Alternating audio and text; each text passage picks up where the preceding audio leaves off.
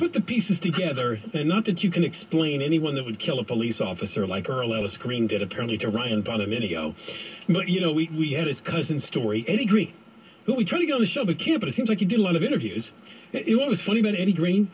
At first, he didn't want to be named, and then suddenly his name was popping up in every story, so I guess he changed his mind. I don't know. Claiming that he is Earl Green's cousin, and the way he describes it, Earl Green was having one bad weekend last weekend. That Saturday, he was going after a couple of uncles and arguing with everybody and looking violent, chasing people with spear-like objects. It was crazy around the Green compound, because apparently a lot of the family lives close together in this weird if you could, like Mormon thing. I don't know. if you read all the big love. If you read the story, you could see this coming. He's chasing his uncle with a spear.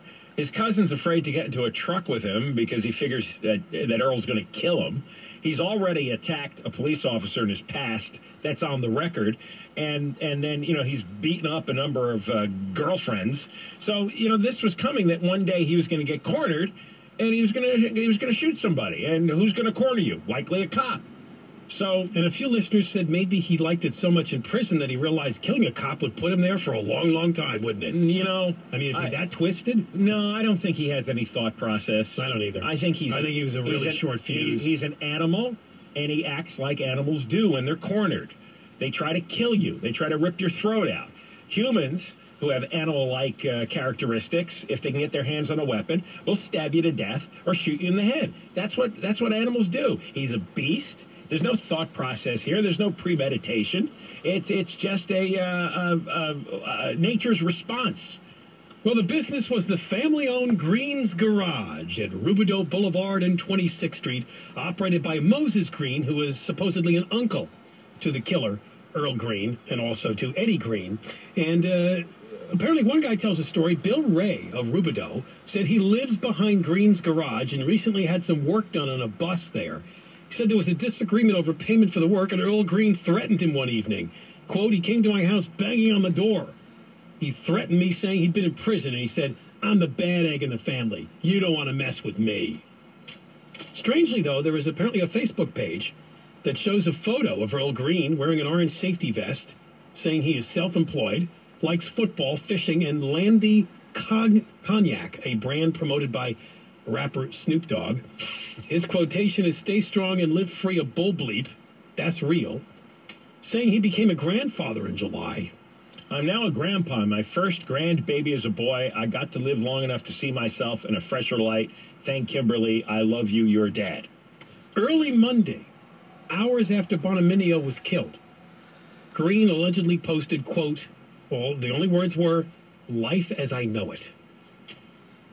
Kind of cryptic. Which means nothing. That's kind of weird. Yeah, it is kind of weird. Unless life as he knows it is to be a violent person who belongs in prison. And that's just proof of that. These guys can't control themselves. Their brains are damaged. The guy's in a fight or an argument almost every day. He's chasing somebody with a spear. He's getting into a fight with his cousin, with customers. You know, can you imagine? Do you know what the odds are pretty low of getting caught and convicted of a crime? He must have committed dozens and dozens, or maybe hundreds of crimes, and very few times the police finally caught on to him, catching him selling rock cocaine, catching him stealing a car. You know how many times you know how many car thefts there are, and how few car thefts cases are actually cracked? Guys like Earl Green get away with 95, 99% of what they do. The thing is, when they get caught, it sucks 2 years out of their life. Except it seemed like he wasn't free that long to be committing all these crimes he didn't get arrested for. 4 times after being paroled, he was free for 3 months or less before returning to jail. Yeah. I mean, he could have committed a lot of crimes in 3 months. You're probably right. Every day, probably. Every day he's probably committing a crime. But who are the stupid bastards who didn't prosecute him fully enough? And who are the stupid bastards in the justice system that let him go so early every time he was thrown in prison? What are their names? By the way, Rod Pacheco's office, we called. They're closed today because of Veterans Day. How about that? That's right. I didn't see a lot of kids around the neighborhood today. I forgot about that. He's the Riverside County maybe tomorrow, DA. then. Maybe tomorrow. We do a show tomorrow, don't we? I want details, though. Details. Don't give me this crap about how there's privacy laws for convicted felons. You can donate to the Memorial Fund for Ryan Bonaminio. The website has the link. It's the Riverside Police Officers Association. Just go to johnandken.com. It's right there at the top of the page.